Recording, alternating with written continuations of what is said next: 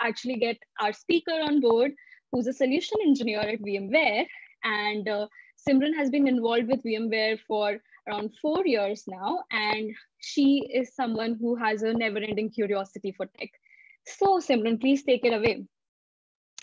Perfect. Thank you. Hi, everyone. Happy to have you all on. And this is my second series with Women Who Code. We did the first one with our as part of the IT Academy as well, and that was in the last series, which was all about virtualization. So this is obviously the second series. It's all about software-defined storage, and we've got a following one coming up, which is all around networking. But before we go into that, I just wanted to give you a quick introduction of myself. I'm joined here also by my colleague Jason. He's a lead solution engineer as well. He's going to be helping me answering any questions that you might have as we go along.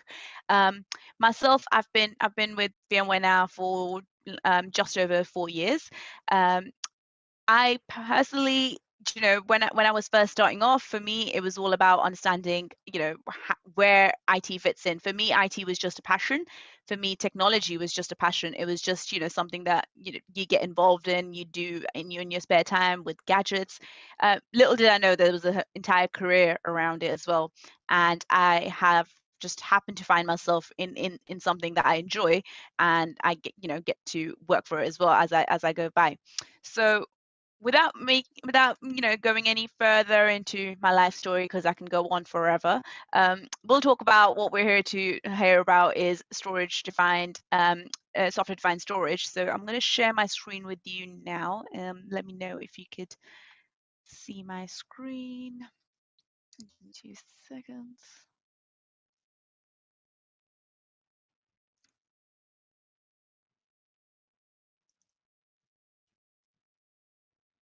Are you guys able to see the screen?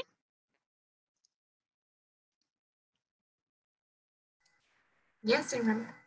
Perfect. Thank you. Perfect. So as said, today we're here to talk about software-defined storage concepts. We're going to be just looking through exactly, what storage is, what we mean when we say storage, how storage fits into this world of data centers, and why, it's a super important concept when it comes to big organizations and businesses. So before I go into talking about the points that we're going to be talking about today, I think it's really cool that we quickly put emphasis on just sort of around the portal that we have here for you guys, which is through VMware IT Academy. So if you could Google VM ITA NDG in Google, you will see, so I'll quickly stop sharing this and I'll share the screen for what you'll get if you were to open that. So this is what you'll, let me know if,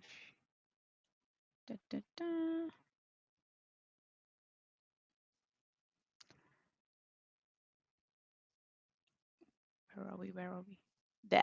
So if you were to Google and open that link, you'll come to this page, which is basically where you can register. I hope you can actually see the screen. I'm hoping someone to get back to me. Let me know if you can. Yes. But yeah, perfect. So this is a screen that you'll be seeing basically around. If you register here, you can actually go through all of the. So I'm already registered, so I can quickly log in.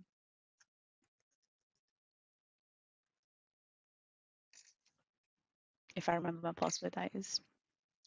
So if you were to quickly log in and go through there, you have your portal, which is going to look like this. So basically, you can go through micro courses. So you can do the first one, which is the cloud virtualization concept, and then you can go into, if you go through this one and type in the storage piece, you can go into the storage virtualization as well. There are 3 courses that you'll go through. So it's cloud virtualization, storage, and network. And each course has their own set of labs. So it's got the entire content that you can go through, with all the different courses within it. But at the same time, you can go through all the labs and actually create, virtual machines and how they work, connect them to the network, understand what the snapshots and filing is. Same with storage, same with network. And the beauty of that is that at the end of it, actually, you'll get a badge which you can represent. So it's something you can use towards future as well. It's a badge that stays with you, and it's basically a certificate to your qualification. So it's a great thing to have. Now, if I go back to my presentation, there we go. Right. So today we're going to actually sort of learn about this, the concept of storage and how it goes back into the data center, because we use storage on a daily basis regardless. We've got our phones, we've got our laptops, so we know what it is. It's how does that come into play when we talk about data centers. It's understanding that software-defined storage concept, because the word software defined is thrown a lot around our day-to-day lives right now, but what does it actually mean? What does it mean in terms of the storage concepts? We're going to be talking about the characteristics of vSAN, which is VMware software-defined storage vSANs. I'll explain what that means as we go along as well. We're going to be able to compare the functionalities and performance of vSAN compared to traditional storage options, and essentially understand this idea of hyper-converged infrastructure. So if there are any questions too, let me know as we go along. But hopefully this is going to be something that's going to be clarifying a lot of things in terms of storage for you guys. So first things first, why do we build data centers? So if you were to just sort of leave comments in the chat window, keep it interactive. So if you type up stuff like, why do we build data centers?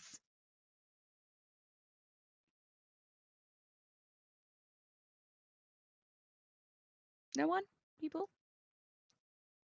Don't be shy. If you wanted to just sort of keep it as interactive as possible, if you want to type it up in chats, what's the use of a data center?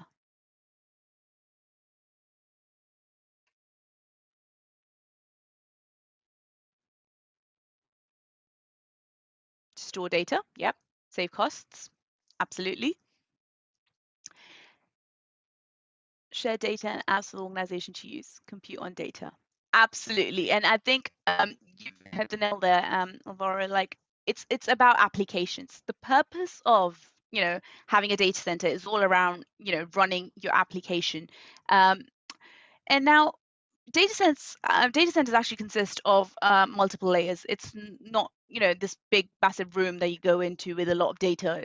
It obviously has a lot of layers that make up this entire data center. So for those who were actually on my previous session to the series, might remember that I did cover this in more detail there, but I'm just going to quickly sort of go over the basic concepts of it. So essentially in that last session, I did cover the compute aspect of it, which was basically your physical layer. So you've got your compute layer, you've got your storage and network layer. Now, as this is what makes a data center, essentially. It's your compute, it's your storage, it's what connects all of this together, it's your network. But this deployment model is quite old, right? We need to make use of all the resources that we have in our data center. We have to make sure that everything's available to us. We need to make the most of what is available in our data center.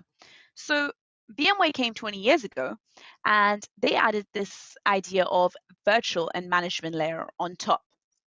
Now, this really changed the hierarchy of the way the servers worked. So essentially, you can run small virtual servers, which are your virtual machines, and each virtual server has its own application on its own. It's got its own operating system, and it's the whole functionality that you're giving within an entire hypervisor. So that's our virtual layer that we're providing and giving sort of the whole functionality in terms of everything that you get there. Now, essentially, the idea behind data center is the fact that it must provide two key things. It has to have availability. It has to provide that, the expectation that storage is online and it's running and it's accessible at all times. Data needs to be readily available at all times, and any unavailability of data can actually cause significant loss for a particular organization. And the second feature that we have there is redundancy, because if something was to happen to your company's data, such as, say, a disk failure that resulted in data loss, then that could really impact, it could have some sort of a serious impact on that company's, platform. It could have a serious effect on that company's branding. That's why, it's super important for storage to be completely redundant, or as redundant as possible, so that even if one disk was to fail, there wasn't exactly any data loss. So, we could do this through, that was my Alexa talking, the duplication of either, critical components in the system. You can, it's how you do that in order to provide that redundancy. And we're going to come on to that as well as we go along.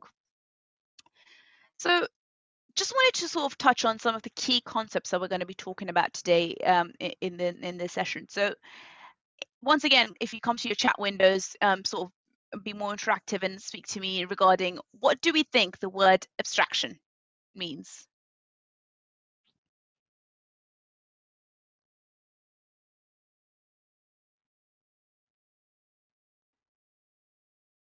Yep, perfect. Hiding complexity. It's like hiding details. Yes, that's right. So I think you've got it. You've hit the nail on the head. Like, that is exactly what it is. Abstraction links to, it's hiding the complex systems and really focusing, on the simple details and the simple functionalities. Essentially, that's what is abstraction for you. So this must be, super easy as well. So what's an array?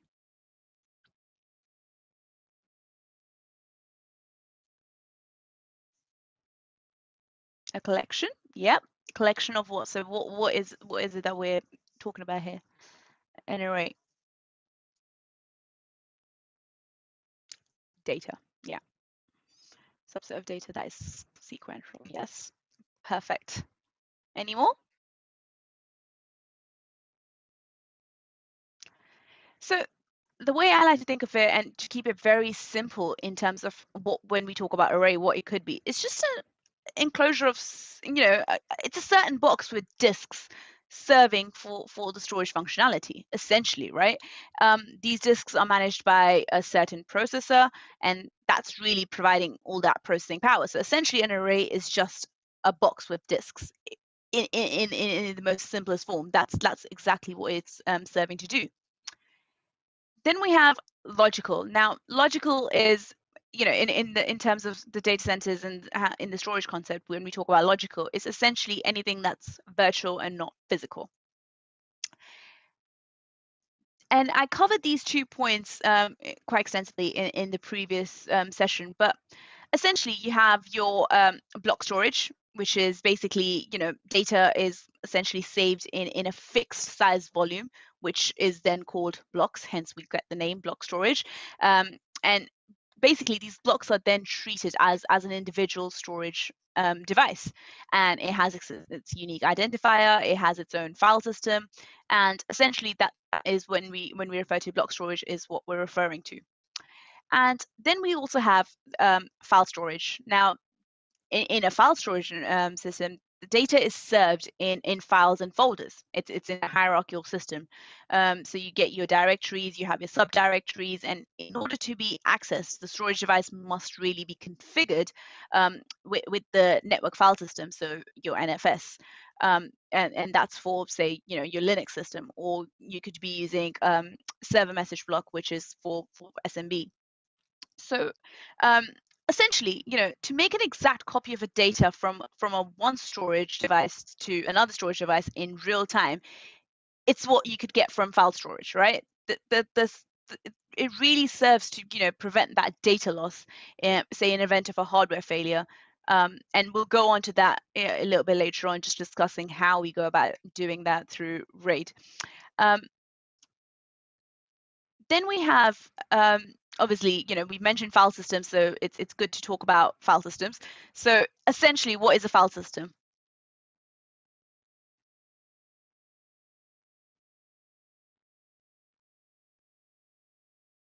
Anyone?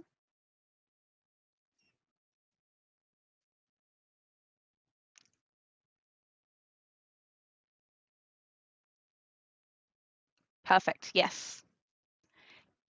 It's a software system, right? It's responsible for managing and organizing how the data is going to be stored and retrieved. So how is the data going to be saved in our disks, and how me as a user using the operating system is actually going to retrieve that data back. And that's basically what a file system is, right? A system software that's actually providing that functionality back to the device. Now, we've had a little conversation around protocol. So essentially, what is a protocol? Well, it's a language for communication, right? So before I show you some of the well-known protocols, the common ones, if you guys want to throw out some protocols that you know of, some storage protocols in the chat window. MQTT, FTP, yes.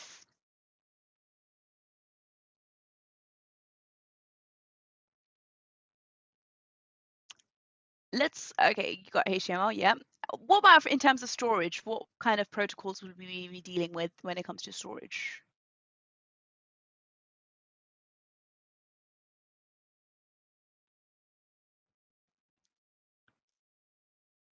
Yeah, perfect. SCSI, we got that. So essentially, NFS, yes, Mukesh, that's perfect. So essentially, iSCSI is the main standard protocol that we use. It's a pretty old one. It's probably the oldest, I would say, but it's still being used till now. Then you have your serial attached ones, your SCSIs. You've got your SATA. These are old ones for which you really needed those super large white cables in the old cases back in the days. Like if you those were your essentially your serial attached ones.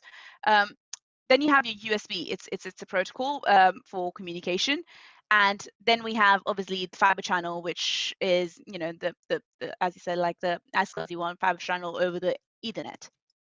So essentially, these are some of the most common protocols that we see. So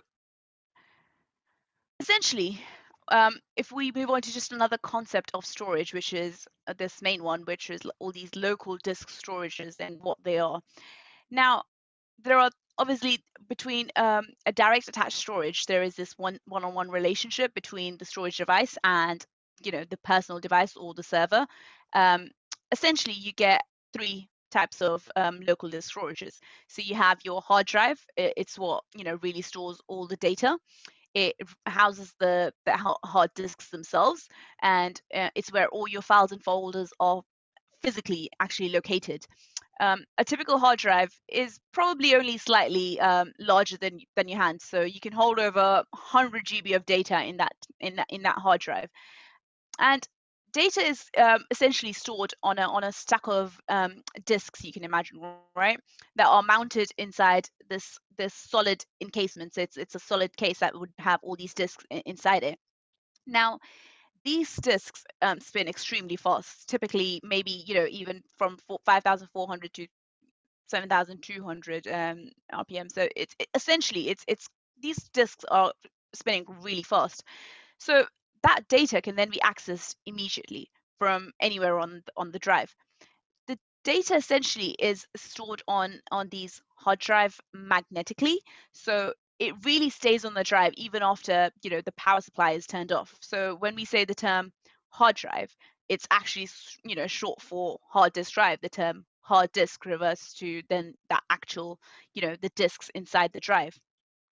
And essentially, that spinning, the spinning of the disks is what can cause some sort of a data loss in event of, say, if there was an abrupt shutdown for say, Now, essentially, hard drive HDDs, these hard disk drives, are known for their large amount of storage at a very affordable price. So that's what makes them really appealing to a common user. Then essentially we have solid state drives, or SSDs. And SSD is also, it's a type of, your storage device, which is very similar to your hard disk drive, and it supports reading and writing the data and maintains the stored data in a permanent state, so even without power, just like your hard drive. And internally, the SSDs, they connect to your computer just like a hard drive, right? Your HDD, using standard IDE or SATA connection protocols, like we just saw previously. Now, while these SSDs serve the same function as hard drives, their internal components are very much different. So unlike hard drives, SSDs don't have any moving parts in them, which is essentially why they're called solid state drive. So instead of storing data on magnetic platters, SSD really then stores data using flash memory. And because SSDs have no essentially any moving parts, they don't have to spin up while in sleep state, and they don't need to move any driving head. So essentially there's no moving parts, and that's what makes it really different to the hard HDDs. And essentially that's why SSDs can then access data faster than HDDs, and which is essentially what makes it more expensive. As we'll see, your hard disk drives are so much more cheaper than your solid state drives. So in a most easiest way to remember would that be then HDDs give low performance, but it's really cheap, whereas in SSDs give high performance, but it's expensive as well. And then obviously we have these optical disk drives, and in the real world, when we say optical, we refer to vision, or essentially the ability to see. However, in the computer world, optical kind of refers to lasers. So which it's the lasers that can really see and read data on these optical disks. So these disks would include CDs, DVDs, which essentially are made up of millions of these small bumps and dips, and your optical drive has this laser that reads these bumps and dips as ones and zeros, essentially, which the computer then can go back and understand. And some of the common ones that you must know of are your CD-ROMs, your DVD-ROMs, and you also have these CD and DVD writers, which are essentially your DVR drives. Now, they also use laser, but it's to both read and write the data on the disks. So the laser used for writing the data is just slightly more powerful than the laser that reads the data, because essentially, when we say like it's burning the CD, it's actually burns the bumps and dips into the disk. So and that's how you burn a CD, because you're writing essentially on a CD. So essentially, those optical disk drives can spin disks at a very high speed. They're still significantly slower than hard drives, which store data magnetically. Because optical media or these optical disks are sort of expensive and removable, it's the most common format that it's used for distributing computer software, because you can easily move it around, and it's not essentially that expensive. It's quite inexpensive when it comes down to it. So essentially these are your three types of local disk storages. So as you know, the next thing that we probably would be talking about is moving away from local disk. We're going to be talking about your storage area network, also known as SAN network. Now, SAN is essentially a network of storage devices, right, that can be accessed by multiple computers. A SAN is essentially a way to provide users to some shared access to this consolidated block level data storage. So it can you can allow multiple clients to access files at the same time, and what you're sure to achieve is very high performance, because SAN essentially enhances this accessibility of storage devices, such as your disk arrays, your tape libraries, because what it does, it makes them appear to users as if they are external hard drives on their local system. Now, SAN does not need to be in the same physical location as the servers. It can be offsite storage, and so this is how it's sort of providing a separate storage-based network for block data access, and it's doing that over a high-speed fiber channel. essentially doing that, it's avoiding limitations of any TCP over IP protocols and any, bottleneck from local area network. And essentially, a SAN provides that highest access speed available for media and mission critical storage data. And it's what makes it really expensive as well for businesses to use. Now, a single server can actually provide a shared hard drive to multiple machines. A large network may require more storage than a single server can offer. So if you think about it, for example, say a large business may have several terabytes of data that needs to be accessible by, say, multiple machines on their local area network. So in that situation, a SAN could then be set up because it works alongside a LAN, and instead of adding additional servers, since the organization only needs hard drives, it can only then add hard drives that needed to be added instead of an entire complete computer system, an entire server. So in that way, SANs are essentially, it's an efficient way to increase network storage. We then also have network attached storage, which basically is your NAS. And a typical computer stores data using, both the internal and external hard drives. But if the computer is connected to a network, it can then share data on its connected hard drive. So not just its direct ones that are connected to it, but all the ones that are connected in the network as well. So it can share these. It can share the data with other systems on the network. So this allows essentially, as it says there, it allows multiple computers to send data back and forth. And it requires that each of that computer, in that network, can share its files individually. So say if a particular computer is turned off or gets disconnected off the network, then those files will not be available to the other systems, essentially. So by using a network attached storage or a NAS system, computers can store and access data using this centralized storage location. So instead of each computer sharing just its own files and relying only on its own drives, the shared data is stored on a single NAS server. And this really provides a simpler, more kind of a reliable way of sharing files on a network. Now, once a NAS server is connected to, say, a network using an Ethernet, it can really be configured to sort of share files with multiple computers on a network. However, each authorized user on a network can access the data. So it has to be, you have to be authorized to be using that data. So it may allow access to all the systems or may provide access to maybe just a limited number of authenticated machines. So essentially, from a security and a sharing perspective, NAS is a very good choice for many organizations. And essentially, NAS is that single storage device that it's serving over Ethernet, right? And it's relatively inexpensive and it's easy to set up. While we see SAN, which is this tightly coupled network of multiple devices that work on block-based data, and because of its performance, it is more expensive and complex to set up and manage. But essentially, from a user perspective, the biggest difference between you'll see between NAS and SAN is that NAS device looks like a volume on a file server, and it uses protocols like NFS that someone Mukesh, you mentioned as well, and while SAN essentially it's connected but to the disk, but it appears to the user as local drives, and that would be the main key difference from a user perspective that you'll see when using between SAN and NAS.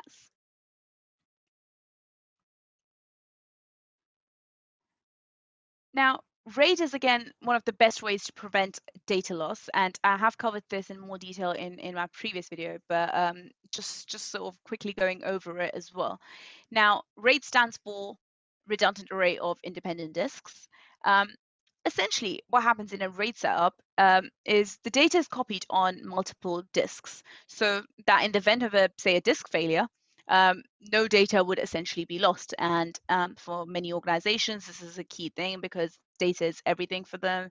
And obviously, in order to prevent that from happening, from any mishap to happen and for the data to lose, in order to not lose any data, they need some sort of prevention in place, and hence RAID comes into play. And some of the methods by which the data is stored is classified by these RAID levels, right?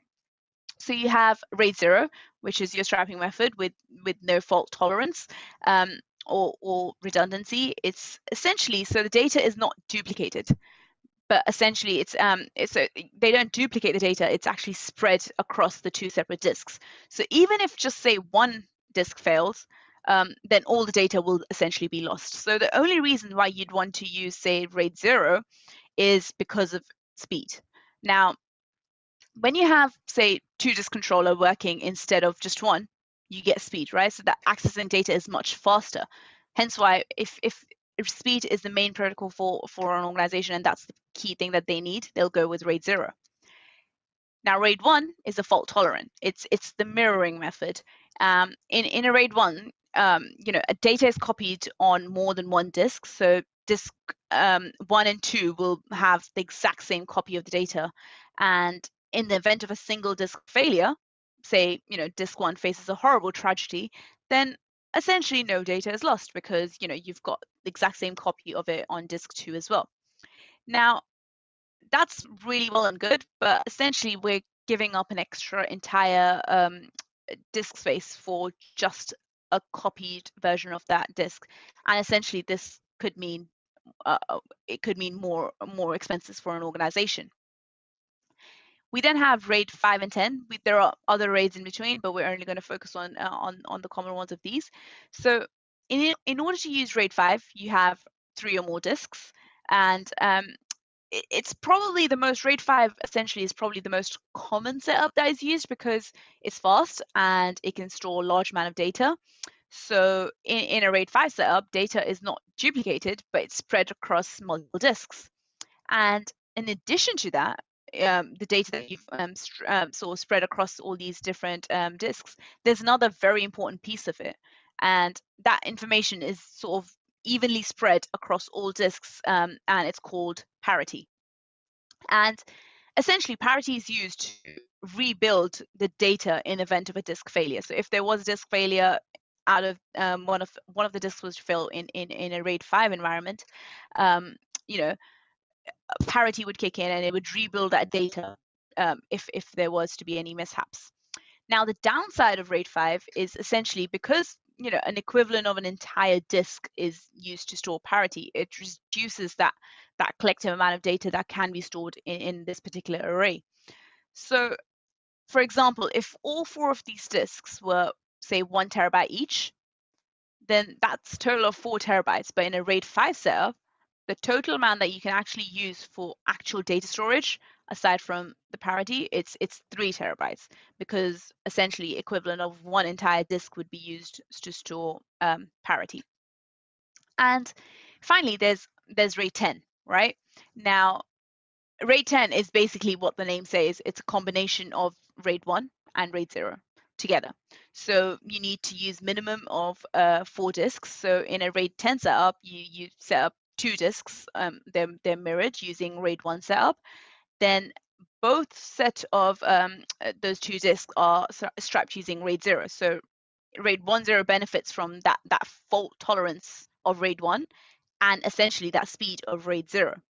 Now, essentially, there's also a downside to that as well. Now, the downside for this kind of RAID is that you can only essentially use 50% of the capacity of the data that you're storing. So if you're using 4 disks in a RAID 10 setup, you can only use 2 of them for actual storage.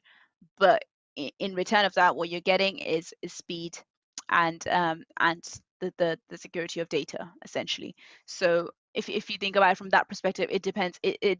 Choosing what kind of RAID an organization would go for would differ from organization to organization.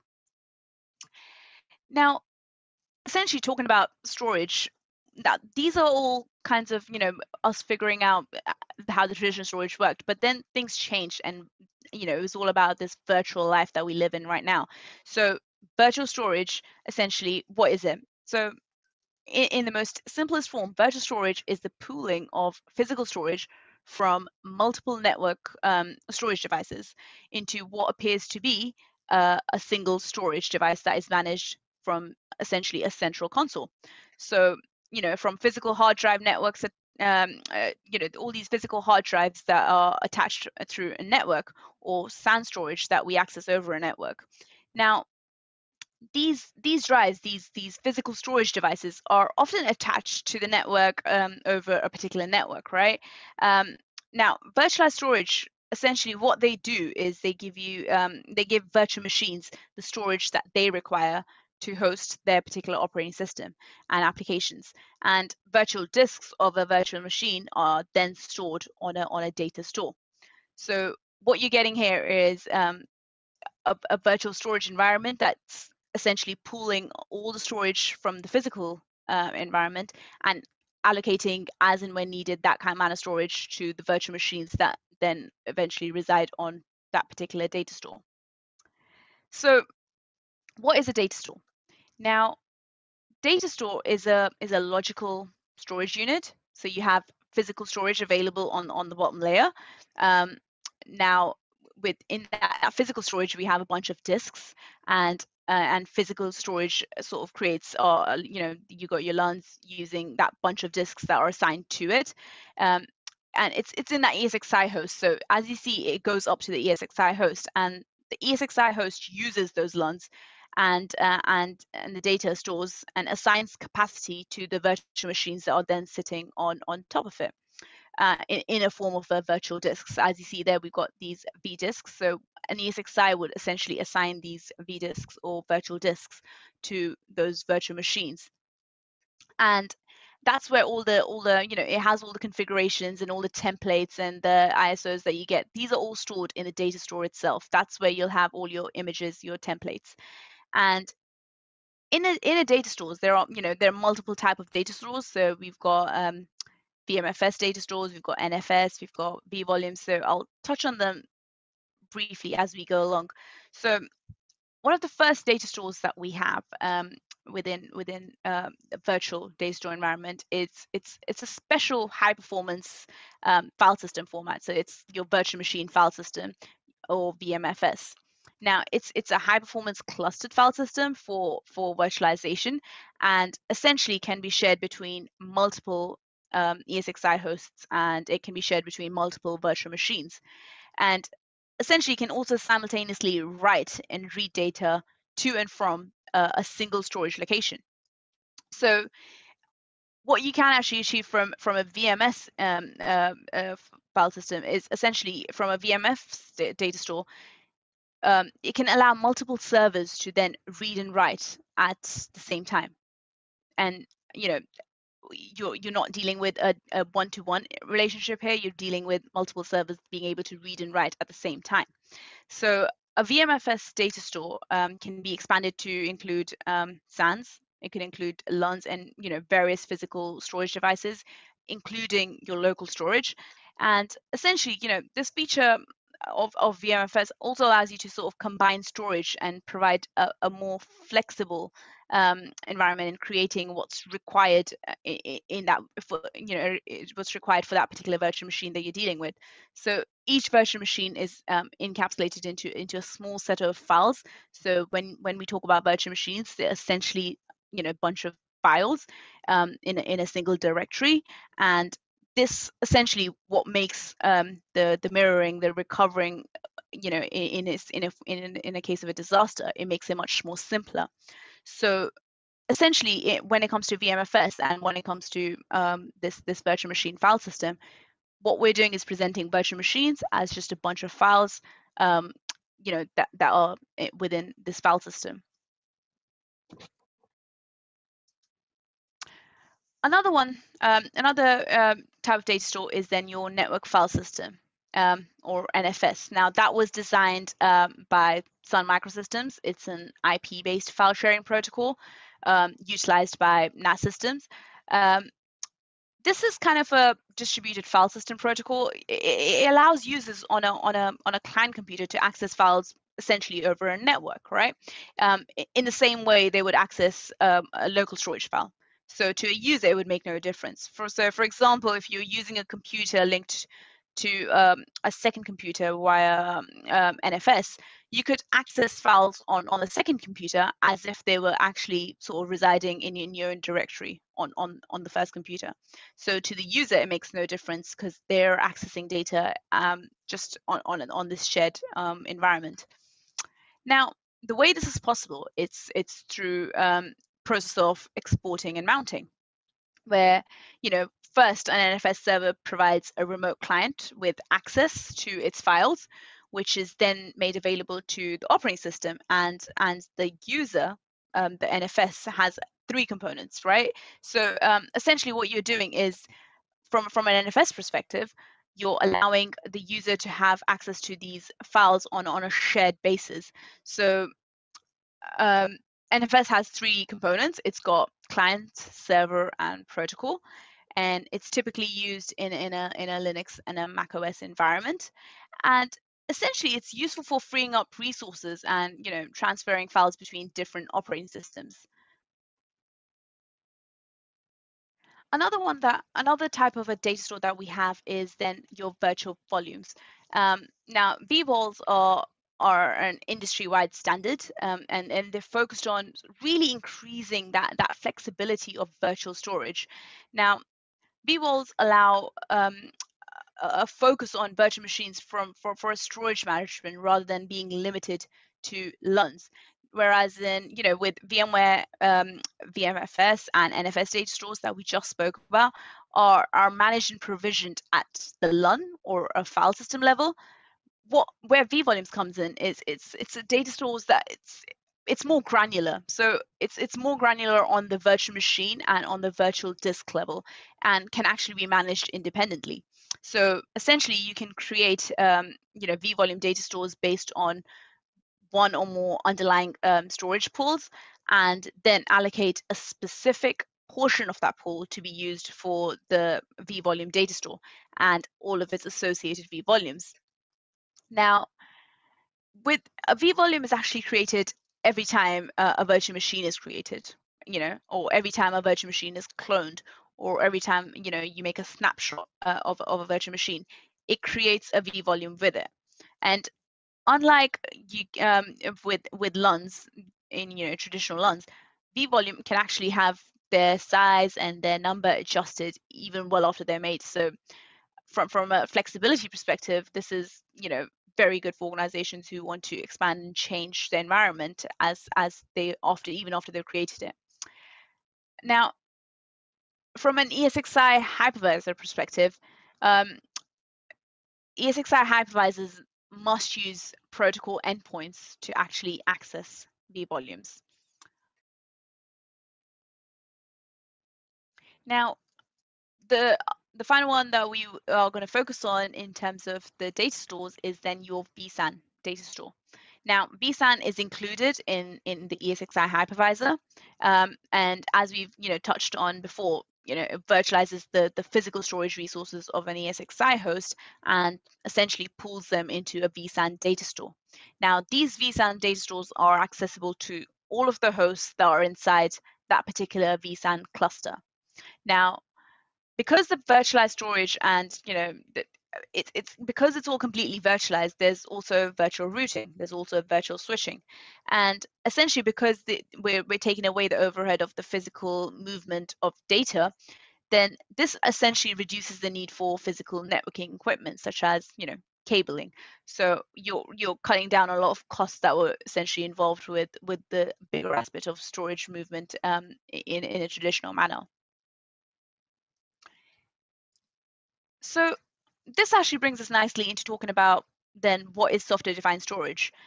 Now, when we say software-defined storage, well, it's essentially virtualized storage, but it's a bit more than that. It's an added on top bonus of it's virtualized storage with a storage management interface. Now, storage virtualization really puts that data and it presents it as this centralized storage, whereas a software defined really looks at the application and has this predefined set of processes and policies and provisions that particular storage accordingly. So it's not just based on the idea of I see all of this pool of storage, it's a centralized storage, and you can use what you need to, which is what you would get from storage virtualization. But when we talk about software-defined storage, that's when it becomes a tiny bit more clever. It becomes more, in terms, it becomes more proactive. It understands what it needs to do in terms of allocating more storage accordingly. So say, for example, an application, say it needs an X amount of storage, right? Software-defined storage then provisions that amount of required storage for that particular application. And now the nice thing, say, with software-defined storage essentially is that, say, if the application then say increases or decreases in its requirements for storage, because it's all policy based and because it's all in software, and because you can then automate it through automation as well, I have the power to then pull back that storage that's been provisioned for that particular application and maybe make it available to any other applications in my pool. Essentially, you're saving up on a lot of resources that could potentially be used elsewhere. So you're not allocating resources for no apparent reason, and you're not just allocating resources for the sake of them. It becomes really clever in the way it understands the environment and the needs of an application and allocates what is needed and where it's needed. Now, advantages of software-defined storage, right? Now, the most obvious one is that the idea of separation from hardware and software. I mean, this really is one of the key advantages when it comes to software-defined. It eliminates that necessity to use those proprietary products, those really expensive products, which basically means you can use commodity or cheaper hardware can be used, and you can use it for a much longer time. So you don't need to just because you need an upgraded storage environment, you don't need to upgrade your entire hardware because because it's all in software. You can upgrade just the software component independently. Now, another key advantage is that the storage can be allocated specifically to certain amount per application, like I just mentioned. So essentially, it limits that wastage of resources, which essentially is increasing resource efficiency. And also, what you get with software-defined storage is this it's capable of prioritizing where information is stored based on that moving. So it's basically understands the optimal location depending on a particular usage of that particular application. So it really gets down into the understanding of the application aspect of it, and moves and prioritizes the movement of data accordingly. And essentially, with software-defined storage, you also get this reduced complexity of storage solution. From an admin perspective, now an admin only has to focus on this single pool of storage that it needs to only work with, so it can allocate resources as and when needed. So it really reduces the extra overhead work from a storage admin perspective.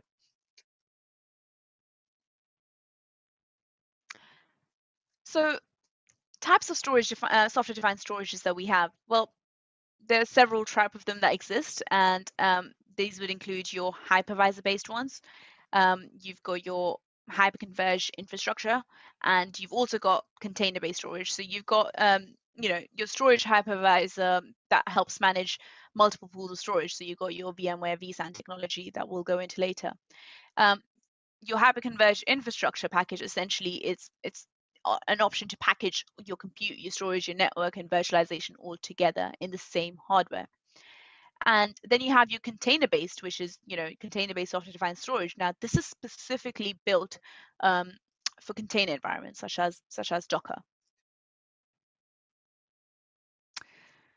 So, why do we even need software-defined storage, or do we need software-defined data centers? Like, why do we need software-defined data centers? If people want to write something in the chat window, why do we need software-defined data centers?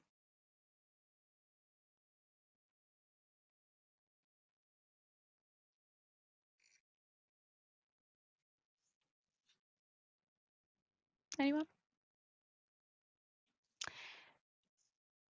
Save on costs, less cooling, automation. Yep. Managed from a single interface. Absolutely. I mean, we need software-defined data centers, purely in the sake of this idea of application. And you're completely right in terms of it's saving on cost, it's cooling, it's automation, and essentially it's all around this idea of prioritizing applications. It's all comes down to this idea of we want our applications, or organizations want their applications to run in the best way possible. They want to be able to have their applications decide where they want to, or how much requirement they have, rather than the other way around. So if you think about it, traditional storage was bought and allocated, and it was predefined, what app and what virtual machine gets how much storage. And this decision was kind of made right at the start of the life cycle. Now, this approach was, a very, if you think about it, storage or array centric. But then software-defined storage came along, and that model prioritized flexibility, absolutely, as well, Lawrence. With software-defined storage, you're prioritizing this idea of application, allowing that need for the storage to fit the needs of the application, rather than the other way around, like we said, where applications are not conforming to the limitation of storage. So essentially, this means that in addition to just simplifying storage, like you said, it's simplifying storage. In addition to reducing cost, in addition to increasing flexibility, like you said, software-defined model also, and someone did hit on it, it essentially removes waste, right? So the application essentially always gets exactly what they need. So they'll always get the features from the storage that they require in the lines of performance, and in the lines of capacity and protection, and so on. It's giving the application what's optimal for that particular application, and that's the beauty of having it software defined, because it's intuitive. It's that clever to be able to make those decisions for the application. Now, when we're talking about virtual storage, you'll come across this idea of plane, the word plane, quite a bit. In virtualization, essentially, the word plane refers to a specific level or a specific layer in an organization's IT structure. So the virtual data plane is essentially responsible for both storing data and essentially applying data services such as compression, such as replication, caching, snapshots, deduplication, and you name it, before it actually passes it to the policy-driven control plane. So that's the virtual data plane. That's what's responsible for storing these data services. The virtual data plane is delivered through vSAN x86, for hyper-converged storage, or through vSphere virtual volumes for external storage and SAN and NAS. Now, the abstraction of the virtual data plane actually enables additional functions that that an array may provide to these data services for consumption. Now, if you think about it, current implementation and data services are bound to that particular array for most part of it, right? Data services can be provided, like I mentioned previously, data services are like your replication, your caching, your snapshots, your deduplication, all of these. Now, while the data services may be, are there at any level of the infrastructure, the virtualized data plane actually allows for these services to be offered via a policy on a per virtual machine level. So you can actually apply these policies on individual disks within a particular virtual machine. And from a virtual data plane, the idea of it is it's responsible for both for storing these data services and applying these data services. So they are available in a physical array, but when you implement them in software, it actually abstracts the service and will present it back as a policy-driven control plane, which is going to be on the top. So what we see in today's environment right now is the data plane operates on this rigid infrastructure, which is very, it's focused more on the constraints of an infrastructure itself. So based on the LUNs and the storage volumes, and those are typically very static in the way the allocation of the storage is done and the service level. However, with if it's completely independent from the infrastructure, that's when you can do clever things, and hence that's what makes the virtual data plane very clever in delivering these services independently, from the infrastructure. We then have this policy-driven control plane, which then sits on top of this virtual data service, which is what the communication between the two. I mean, the control plane essentially is you can think of it as a bridge between applications and the storage infrastructure. The control plane would then provide like kind of standardization of management framework, for provisioning. It's doing all the provisioning of all the tiers. So whether it's on external arrays, whether it's on x86 server storages, or even cloud storage, the idea of policy-driven control plane is really and truly the management layer that's really responsible for controlling and monitoring all the storage options. Now, policies become the control mechanism to really automate the monitoring process and really to ensure the compliance of storage and storage service level throughout its life cycle. So not just at the beginning, but throughout the life cycle of the particular application. So this really makes software-defined storage model able to be more flexible flexible to really adapt to ongoing changes to a specific environment. Because let's be real, even no matter how organized a particular organization even is, there will be changes. There will be changes in what they allocate from an application requirement perspective.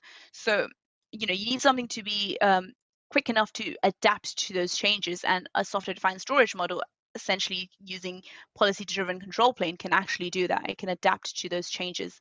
The control plane is programmable via your public APIs.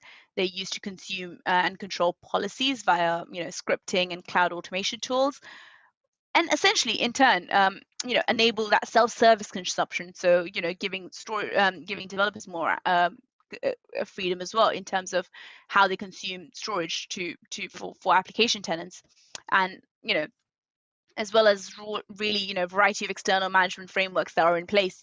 These could all then be truly enabled through the public APIs. So how do we implement a policy-driven control plane? Well, essentially it's delivered through this thing called storage policy-based management, and that is what really is that traditional tool that we use. And now in traditional storages, they will utilize LUNs and volumes. A LUN, or a virtual volume, or a volume, is essentially commonly configured with a specific disk, or configured such as RAID, to provide a specific level of performance and a specific level of say availability. The challenge with this kind of a model is each LUN or volume is very much restricted to providing only that one level of service. Now, regardless of the workload that it kind of contains, it's very much restricted to providing that level of service. Now, what this kind of results in is that it leads to the provisioning of numerous LUNs or numerous volumes in an attempt to provide the right level of storage or a right level of storage services to each workload. And imagine from a storage admin perspective, maintaining all these large number of LUNs or volumes is not so much of an easy task, from an admin perspective, because this by sure would lead to a ridiculous amount of management complexity, and can be super time consuming, and also very much error prone, because it's a lot of manual work from expected from a one admin user. Now, so the beauty of SPBM, essentially, it enables that precise control of the storage services. So a storage policy-based management, this is the management framework that has been used by VMware vSAN. It's been used by vSphere Virtual Volumes from vSphere APIs. What storage policy-based management, or SPBM, really does is that it allows capturing all these storage services and their level requirements. So these data services could be then presented back to the devices and present them back in a really logical template. So that's what we called essentially policies, right? To which the VMs can then understand them and use them accordingly. So this is where all the magic happens. The storage-based policy management is what controls all the policies that are provided to it and essentially provides them back to the virtual machines who understand them as policies that they, or set of rules that they live by and act accordingly. So essentially talking about hyper-converged infrastructure. Now, as we've already seen, a data center consists of separate servers. You've got networking, you've got storage components, and although the system from different manufacturers comply with industry standards, a considerable amount of time is actually then spent from a customer perspective, so people who are actually going to be building these out. A considerable amount of time could be expected to be spent designing these and testing them, and if they're compatible between devices that they're already using and between the software that they're going to be using, just to ensure a reliable operation. And one approach to this kind of a problem is to then use this idea of converged infrastructure. Now, what you get with a converged infrastructure system, one or more manufacturers have defined a true validated design, which is all pre-tested, it's predefined, it's pre-built, and it's all validated. So to operate in a reliable way. So what this does, it really reduces the time to build a system from scratch. And some manufacturers even pre-build the entire system at the factory before shipping an entire converged system. So more or less, you can actually expect this to be completely ready to go from a user perspective. Sometimes you'll have an advanced management tools to further really simplify any operations that happen once you install this environment in the data center. And you can also think about having automation in place. Some would come with some automation support as well, and just so that you have it could simplify the support, because it's all coming from a single set of point to contact when support is needed. And essentially, this is a good way, if you think about it from a manufacturing perspective, because they tend to, from a user perspective, because they tend to not have to do that much of the manual work of building an entire environment. So then we come to this idea of hyper-converged. Now, we've seen traditional seed converged, they both have their own advantages and disadvantages. So really what hyper-converged does, it takes it a one step further, right? And it combines server networking and storage into one single box. And all three components are virtualized using software, as we know. And it basically makes the entire solution from an industry standard server. So you can actually have a full virtualized software-defined data center living and breathing in a very commodity-based hardware.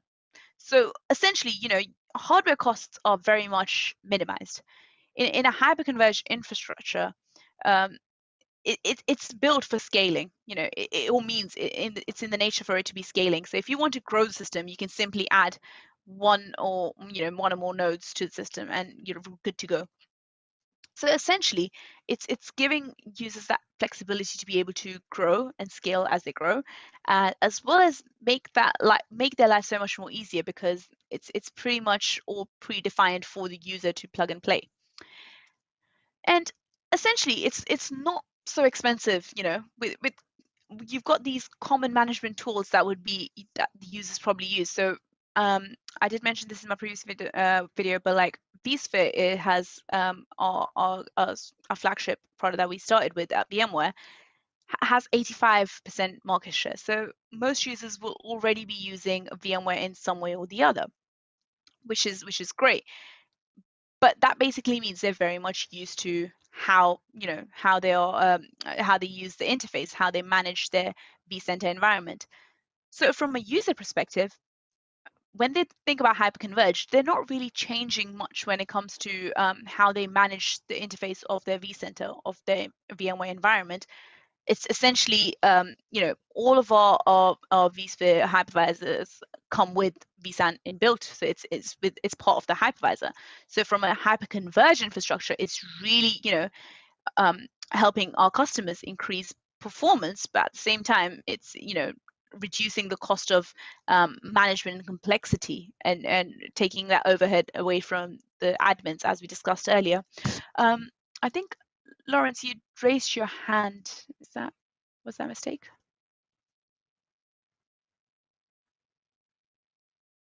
No? Okay. So we'll move on to talking about, sorry, no worries. So we'll talk about just some, benefits of an HCI model. Now, I should have probably hid them to make you guys answer, but it's fine. We will just go through it. So essentially, the benefits of some of the HCI models that you'll see is, first and foremost, it's optimized infrastructure cost. By merging computer and storage into one, and having an HCI solution can actually then reduce that initial footprint and investment of your new environment, your new data center, because you're paying for fewer resources. You'll be consuming fewer resources as such, particularly when we're using storage software. Oh, sorry. Particularly when we're using storage software, converged inside the hypervisor itself, which is what you get with vSAN. And essentially, a hyper-converged environment also really reduces the need for expensive specialized staff, like we mentioned, because it's really relatively easy to run compared to managing many different IT components, because if you think about it, managing compute, managing storage, managing network, you need 3 different kind of admins, 3 silos. So from a management perspective, you're actually reducing the cost of having expensive specialized staff members doing all these different things if it's all in a similar kind of an environment. Another key benefit, if you think about it, is then this idea of simplified management, like I just mentioned. Taking away away from, because most organizations won't even have really big teams; they might have really small teams. So having someone dedicated to these different components might be difficult for them. So essentially, providing something for them that could be done through one console, where they can manage compute, storage, and network all at the same time, is game changing for many organizations. You've simplified hardware selection and upgrade. That's another benefit. Hyper-converged solutions come in these predefined packages, so you can simply buy them, and it's more like a plug and play kind of an environment, and you can run them. And because you're really using these identical building blocks through HCI, it's quite straightforward to scale them as well, and there's very little chance of messing anything up because they're all predefined, pre-configured. You can just plug and play them, and you can build them as you go. So it doesn't really stop you from scaling as much as it would have if you were to invest in a complete physical hardware environment. And which brings us to this idea of simple scalability. Allows you to really scale your compute and storage both together. And it doesn't have to be together, but you can actually, if you're buying another extra vSphere, you're getting buying a node of vSphere, you're getting storage with it. So if you think about it from that perspective, you're getting capacity and performance, both can be scaled together. So either you can add a new server, you can add a new node to a cluster, and each virtual machine can then be scaled up to this very large CPU and RAM environment, as well as the storage size and performance. So you're getting best of both worlds when it comes to scaling and performance as well. So that essentially brings us to this idea of improved performance, right? You're getting overall improved, great overall experience. Essentially, you know, there's loads of other hyper-converged infrastructures out there, so you know you'll have a lot of options.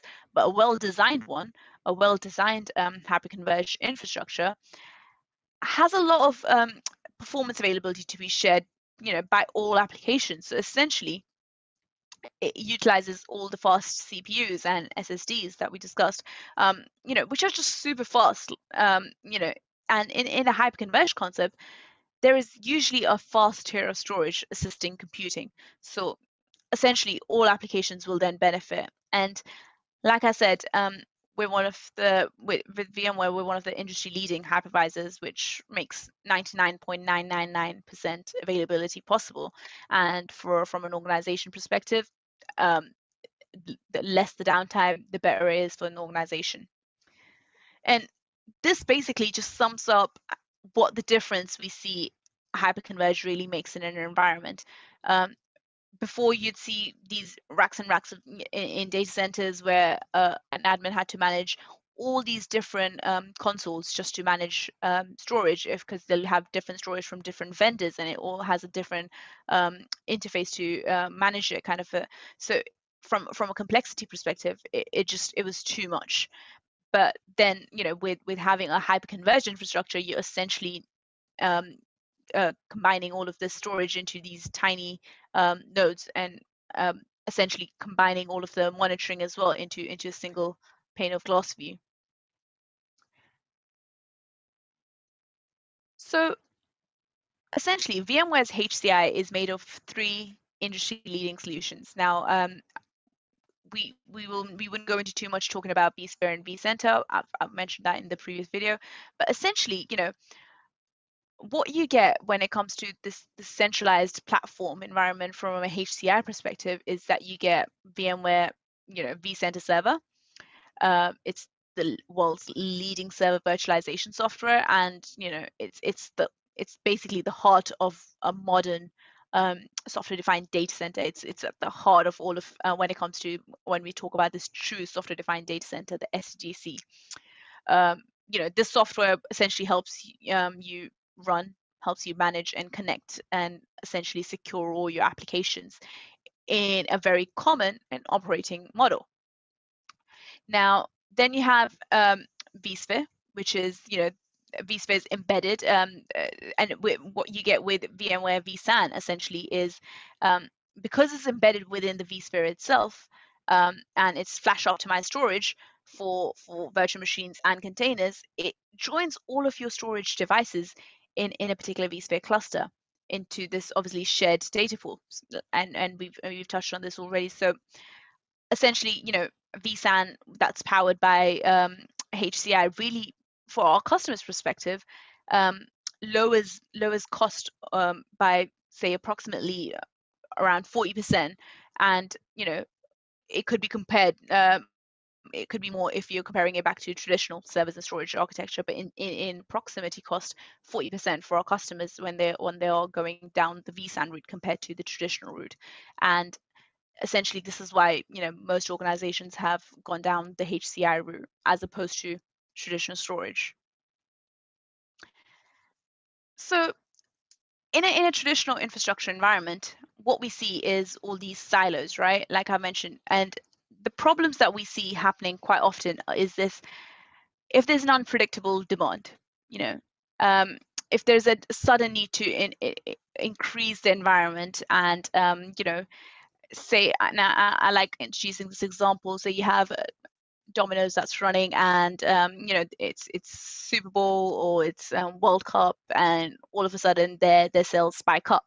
Now, with that in place, it wouldn't make sense to have a complete new or a separate physical hardware aside for just that one peak that happens maybe once a year or once every 4 years or something like that.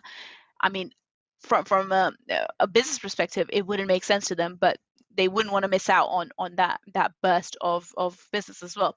And with that idea, you know, that could be a potential problem with traditional infrastructure, because the unpredictable demand could basically means limitations in scaling.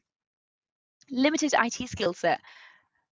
For for many organizations having to be in these silos, they need experienced staff members managing all these different silos, managing different environments, and essentially they need quite experienced people who know the system inside out. So if anything were to break, they could rely on these people to sort of fix that. Now, having said that, if there's an update or if there needs to be anything changed, you'll have to retrain all your staff again. So that could be a potential cost to the organization. Hence, skill set and having relearning and retraining this staff could be a potential cost to an organization. Tight budgets. When we're thinking about expanding, when we're thinking about growing, the budget is the first thing that comes to mind. Do we have the budget to do so? But investing in hardware can be a cost that most organizations wouldn't want to jump right into straight away. So if we could limit that for them, if we could decrease that kind of cost, it would be something that would be game changing for that particular organization. And like I said, too many silos, too many silos where every business within a business is doing its own thing and they don't have much communication between. And that could be a potential problem in the future for the growth of that particular organization. And essentially with vSAN, we're addressing those problems. We are really, if there's an unpredictable demand, like I said, with that pizza environment, Domino's, if they wanted to scale as they go, they could potentially just add a node to the environment or burst into the usage of cloud. Another thing that I've covered in the previous video as well. But essentially, you're providing users that flexibility to be really able to scale as they grow, and they don't have to limit their environment or their capabilities purely because of the fact that the cost of purchasing an entire hardware is too much for them. And another so the problem of limiting IT skills is how do we improve on that? Well, having an admin who can do basically everything is going to be game changing. So if we're providing an interface, that's something that most admins are already well aware of, like I said, with vSphere and a vCenter that they're already using, they can essentially install and operate from get go. So they can then combine all the other different technologies together. Essentially with vSAN, what users also, what our customers are getting is this idea of cost saving. They will be saving a lot of money. They're saving a lot in terms of when they go down the hyper-converged route. And essentially, we're providing this unified platform where no matter what what environment they're running, what applications they're running, they can essentially run it on this one environment. And we're cutting down on those silos. So the components of hyper-converged storage or vSAN, there are two types of vSAN clusters that you'll get. You'll get an all-flash vSAN cluster, which is made up entirely of SSDs and PCIe storage devices that are super extremely high performance. And then you get these the hybrid cluster, which is a hybrid vSAN cluster, and this combines server attached flash devices for say caching purposes, and also the magnetic drives for storage.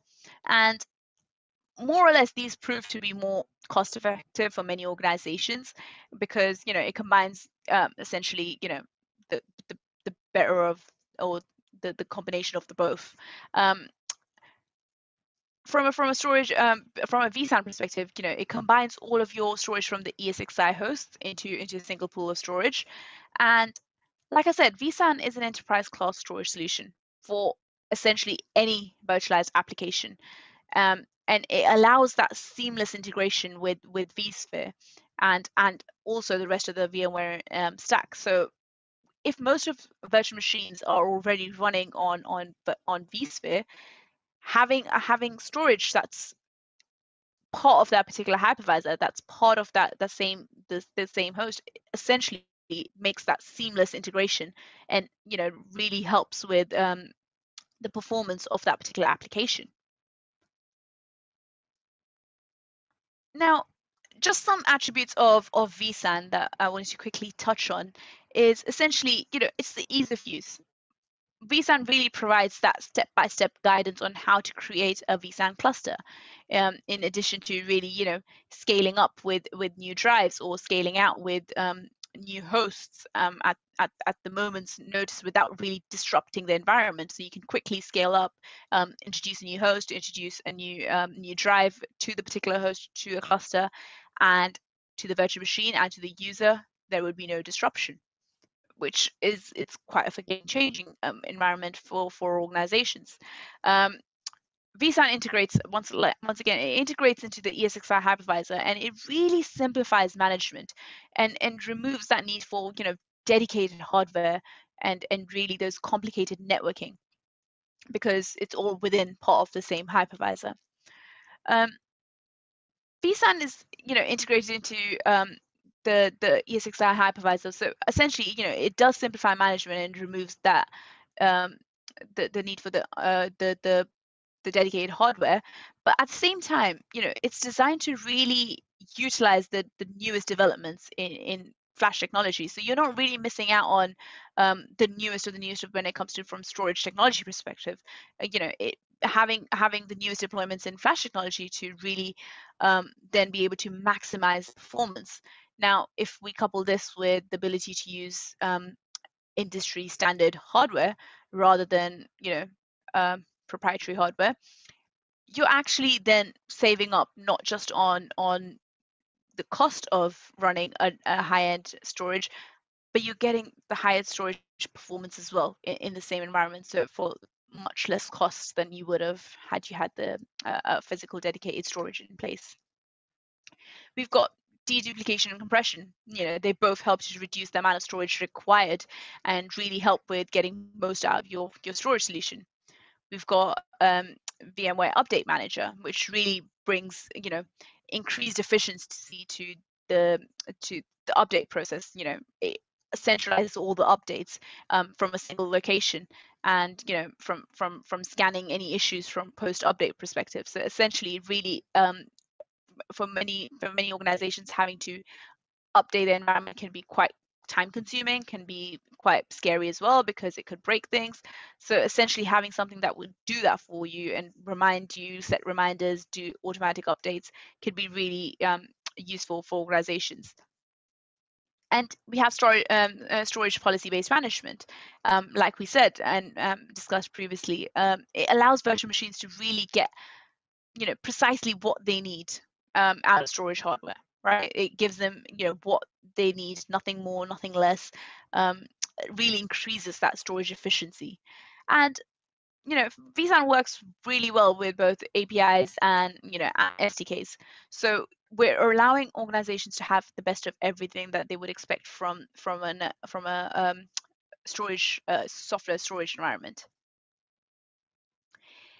Now, just a quick summary of vSAN and the benefits of it that you'll have. It's essentially ease of configuration. It's ease of provisioning and management. Because VMware is embedded within the hypervisor, the configuration and installation are performed within essentially a few clicks. It is just 2 clicks, and you'd be able to get into the environment and enable vSAN. It's all done through the vSphere client, and essentially, it's the flexibility and really ability to be able to meet the changes in demand, both from the need of applications and how they would scale up and how they would scale. It does all of that through this idea of but still giving that option of having that ease to be really flexible in the environment. So when it comes down to lowering cost, or as we mentioned earlier as well, you're saving a lot by using industry standard hardware rather than using really expensive custom hardware. And essentially, you're scaling for tomorrow. With vSAN, what we're really able to do is this high performance, low latency environment that's really ready for consumption. It's got all that increased security. It's streamlining operations, and essentially it's really providing that top scale storage environment for organizations. This was just a summary on just some benefits of what vSAN really could do. The next thing to do is if you were to, if you wanted to get your VMware IT Academy badge on software-defined storage concepts, you could take the entire full course by going on that particular site, and you'll also get access to the hands-on labs, which is basically these short environments which you can actually then play around with the technology itself. It's really useful when it comes down to sort of understanding how these components fit in. It's well and good to see and hear about it, but just to be able to actually make it work and deploy it is quite fun. So do make sure that you sort of check it out and complete the course. And also, if you were to sort of check out the YouTube channel for the IT Academy, you've got you'll find all sorts of resources that can help you sort of understand in general how we go about all sorts of IT environments. So it really drills down to understanding VMware technologies and really the life IT, and just sort of talking about where we go from what we are from an IT perspective. Another good link here is the storage hub. If you wanted to understand more on storage, on VMware storage, if you wanted to go into storage hub, we've got some video links here. I've also attached Jason's video here, which is basically this history of data center, which I found interesting. Just sort of takes you back on how data centers came to be. It's just a good background information to have before you move into sort of understanding what really is inside it. And I see Jocelyn has just connected, sent the link on chat window as well. Any questions at this point in time?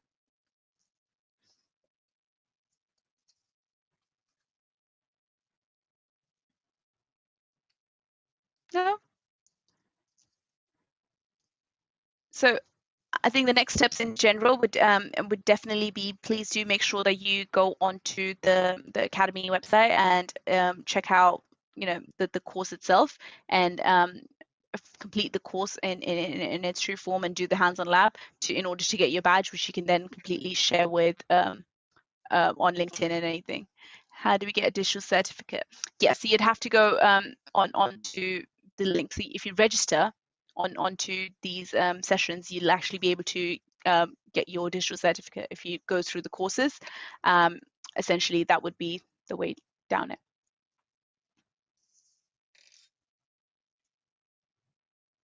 Any other questions? Perfect. In that case, I will wrap it up here. If there is anything else, you've got our you have my name, you got our details. Add me on LinkedIn. I'm happy to answer any questions, especially if it's considering having a career in IT, and if that's something you wanted to talk about, or if there's anything to do with VMware Academy that you wanted to speak about, I'm happy to help out. So do reach out if need be. Other than that, thank you so much for joining, and I look forward to seeing you in the next session. Thank you so much, Simran and team, for putting this together as a really nice session, so informative. And thank you so much, everyone, for joining in and being a part of the audience and answering questions today. So yeah, thank you so much, Simran, Thank you, for taking guys. out the time today. Thank you very much, Simran. Perfect. Thank you. Really nice. I'll stop sharing this, and that would work. Perfect. Thank you, Jason, for joining. Thanks, guys, for having this session, and I'll see you in the next session. Sure, absolutely. Thank Perfect. you. Bye-bye. Bye-bye. Take care. Bye now.